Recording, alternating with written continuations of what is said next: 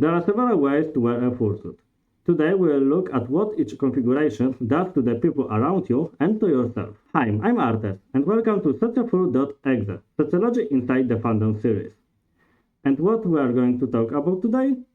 First, I will show the types of fursuit, then how they change your behavior. Here is the list of my supporters. Remember to like and subscribe if you like the video. Let's start. In fandom, there are a lot of types of fursuits. All of them look different and interact on people's emotional system in specific ways.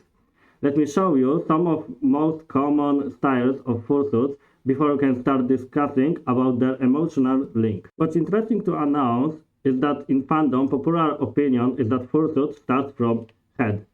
Of course, you can still have other parts of fursuit, but this is called a headless partial.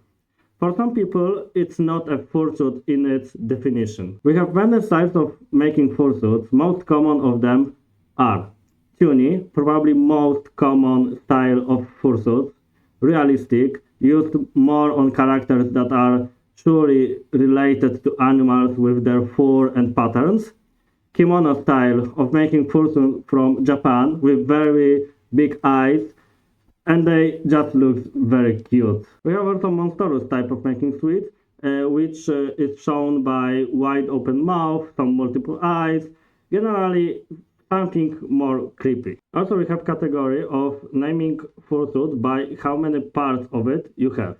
We have partial fursuits, which means having only part of your body, which also have other categories like mentioned before headless fursuit, when you don't have a fursuit head, full partial, when you are having head, hand puffs, tail, and feet puffs, sleeves, everything except body. And also you have mini partial, which I have now. It's having a head, hand puff, and maybe sometimes a tail. Just minimalistic. Besides of that, we also have type of fursuits. We have a plantigrade with more human looking legs. We have a digigrade with more anthropomorphic legs. We have a slim body that fits perfectly into person's body. We have also a skin tight suits that looks like a second skin. Probably you know them from special ways to use them. Before we go to the second part of this video, how fursuit change behavior, I want to say that some of the ways I mentioned in my previous video, so if you didn't see it, go there and check it. When we take any kind of costume, our appearance changes. Our action follows it because society constructed us to follow our rules. It has been called a Proteus effect, when changing your appearance follows with your behavior. It's not always because someone wants it. Sometimes it is because society wants it from us. Sweet Without movement, its personality just doesn't seem alive, and sometimes even in full, it's just like a background. It breaks suitors to do something, act like their characters as they want or as others want, especially when you have a full body or have a special outfit for a partial. It helps to get in your role while wearing fursuit. In partials, people see you more like a human, especially when you poodle, so they can see your real skin. When you are wearing a fursuit, they mostly talk to character in interaction. It's also caused because in full your movement change.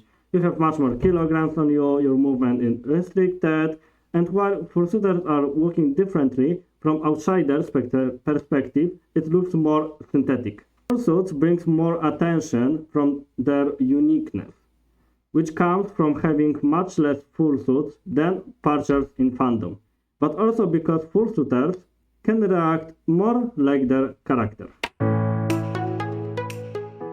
But how about realistic suits? Well, tuny and kimono suits are made to be cute or neutral. But we can't deny they just look much safer than their cousins from the realistic way. They are more familiar to animals, which can awake in us primal instinct to avoid, because they look more dangerous. When something looks too realistic, it makes people feel uncomfortable. This situation is called uncanny valley. Also, when people are running from you, you can fall in a loop of self-fulfilling prophecy. You may feel confused why people are doing that, so you don't want to interact with them, even if that running was caused by other reasons. When you have many situations like that, it may even become your habit.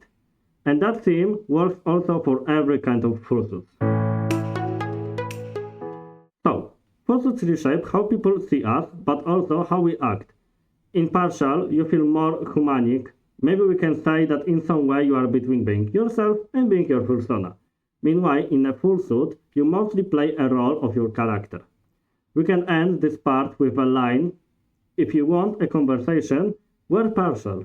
If you want interaction, wear a fursuit. Thanks everyone for watching this video. Remember to comment if something was unclear and what other topics I should take care about in next videos.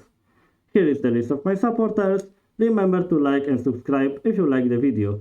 See you next time!